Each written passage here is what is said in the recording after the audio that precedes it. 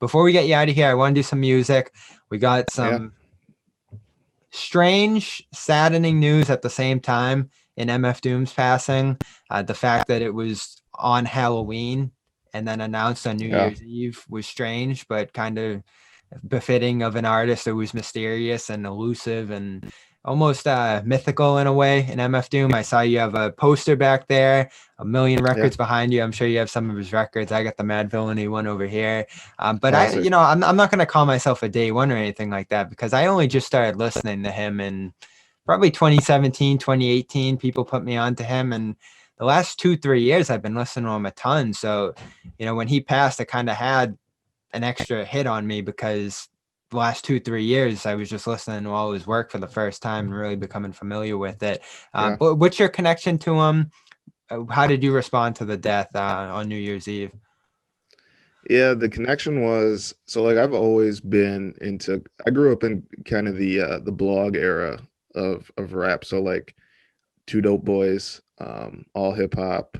Um gosh, now there's like none that I use, so like I can't remember them, but like Two Dope Boys specifically, like so they would post like obviously like mainstream stuff, but they would also post like underground stuff.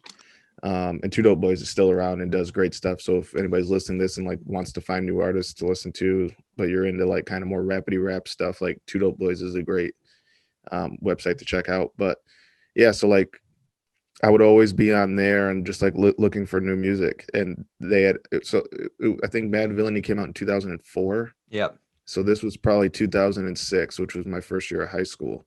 Um, that I like came across Madvillainy, and I actually my best friend Sam, who actually works for Rock Nation. He's like Meek Mill's tour manager.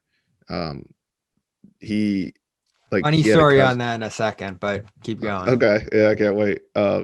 He um he had a cousin who like used to like be able to get like burns. Like he was early on the. He had a cousin that was early on like if people remember LimeWire, and all like the torrent sites that you could get like music legally. So he had a cousin that was good at that. So we would like get CDs, and like me and him had a business in like middle school and high school where we would sell.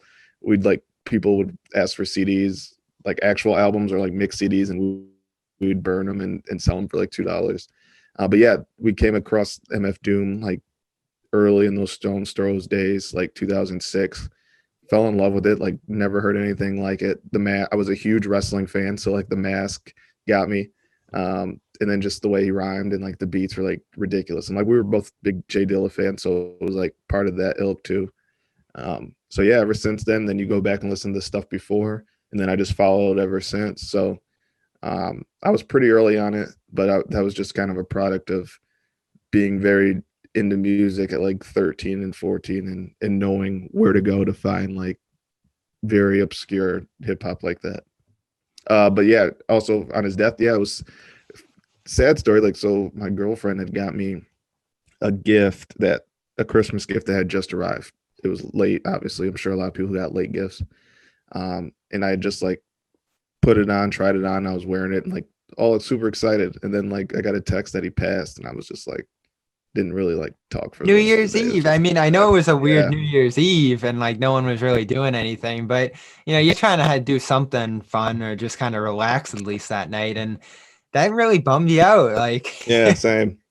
yeah, like, and again, it was so fitting of this mysterious, elusive persona that he had over the years to pass away on Halloween and have no one know about for 2 months. I mean, in this age, especially where like anybody could have leaked that out around him.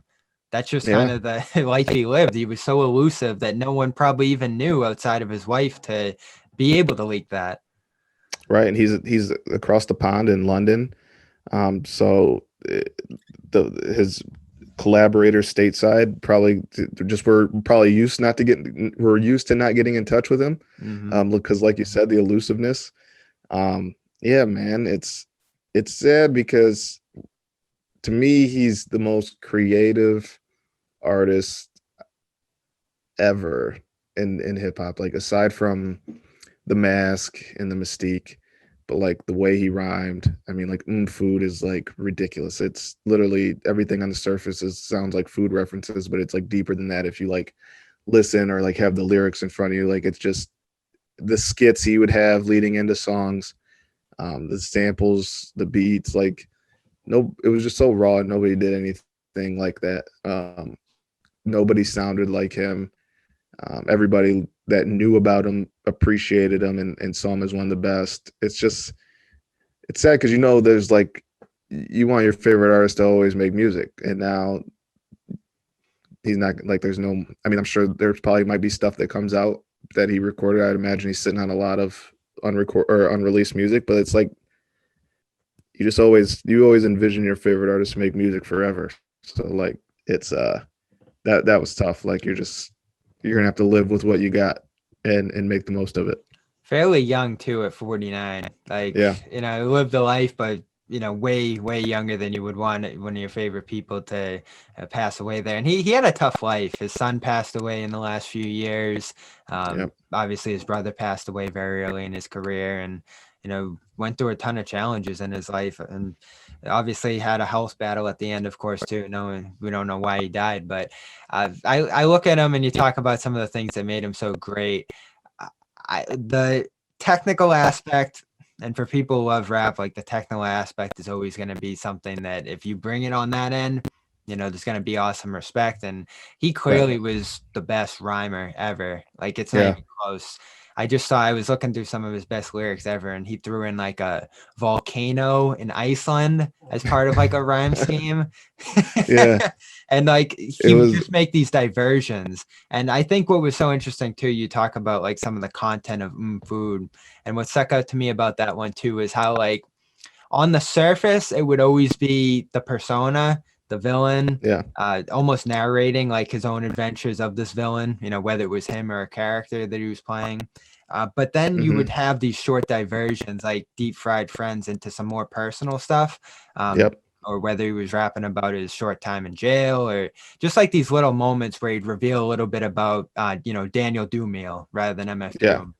But it would just be a flash, and then he'd be right back to the villain. Like he only would let you into a hint of who he was, but enough to like keep you interested and keep you like intrigued by that. I agree. No, that's a great point. That's the way he tucked things into his rhymes. Aside from like what you said, like he would throw personal tidbits in there, but like even the humor, like he's one of the funniest. His lingo, like some of the words he would use. Yeah, man, like every word seemed strategic, and every word was like, you think he's gonna say this, but then he says, I'm trying to think. There's one in Madvillainy, where it's like clearly the rhyme should have been butter, but it's like, I'd have to now it's gonna bother me, but it's that like makes he me says think of the one with something. that makes me think of the one where he and it doesn't rhyme. Where he puts booze in for where you would expect bitches. Yeah, that too. Like and it's like it won't rhyme, but it's like you're not going to be able to predict what he's saying. Yeah. And like that's genius. Yeah, the butter one's going to bother me. Because it was so like butter would have rhymed perfect, would have made sense. We'll put it in afterwards. We'll put in the lyrics afterward on the screen here. What was your favorite song by him if you had to pick one? Oh man. I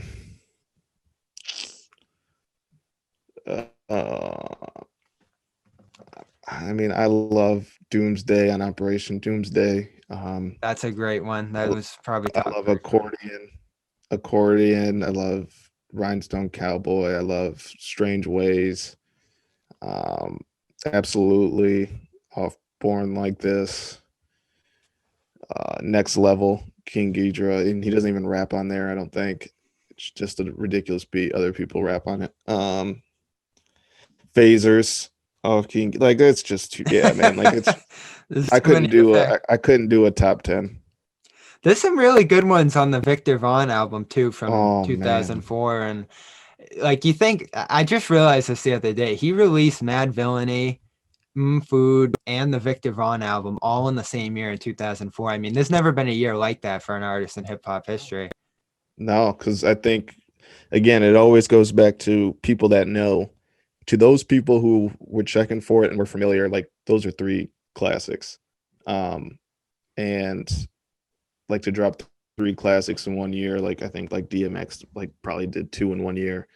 There's a couple artists who did like 2 in one year, but like on that level that like shook up what people knew as like the underground, like that was unfathomable. And to I mean, Madvillainy was, I think, the like it's always the one that people are familiar with go to, but I try to bring in other stuff like Victor Vaughn, but I think with Madvillainy that's like the epitome of like an underground rap classic. Like it's the most obscure thing. It's short, the beats are wild, the rhymes are wild, but it's like so perfect, and it's like the epitome of obscurity. Like if anybody asks what does obscure mean, go it's mad it's a picture of his shadowy face on the Matt Villainy cover. And you'll never have an artist like him again. It's just impossible the way the industry works now, the way social media has taken over a lot of, the driving force of music. Like you can't be that obscure and make it now, especially with all the artists that you're competing with for attention. And like there'll never be another MF Doom. There just can't be. No, there can't be, because when you do it, everybody knows who you're copying off. Like he was the first. He did it so well that there can't be another. I will say, and I love, we're going to wrap this up here, but I love that you kind of bring that perspective of someone who growing up on that. I obviously didn't get to do that, but Freddie Gibbs and Madlib Yeah, kind of carrying the torch of Madvillainy is something that feels similar, not quite the it's same, but inspired it's by, close. and carries that torch. So I'm going to keep following that. Look for the third edition of that trio. And you probably would have. Did you ever think there would be a Madvillainy follow up? When you think about like, oh, could there have been more music? Did you expect there to be a Madvillainy follow up at some point? So like I'm a super like nerd with that stuff, and like I found like I think Madlib has admitted that it's been done for years. They Wow. just couldn't agree on like when it would come out. I always held out hope that we would get a Madlib Freddie Gibbs MF Doom album at some point. I always held out hope that those three would get together and just do it. And like I know Freddie and Madlib did an interview, and Freddie was like teasing Doom. He's like, he can't rap better than me. He's like, oh, he just I remember that. just talking mad shit. And I was like, I wonder if they would ever do it. And maybe they did it, and it's in the tuck, and nobody's talked about it. But yeah, man, that's one that as a massive fan of both, I love Freddie and I love Doom, and I love Madlib.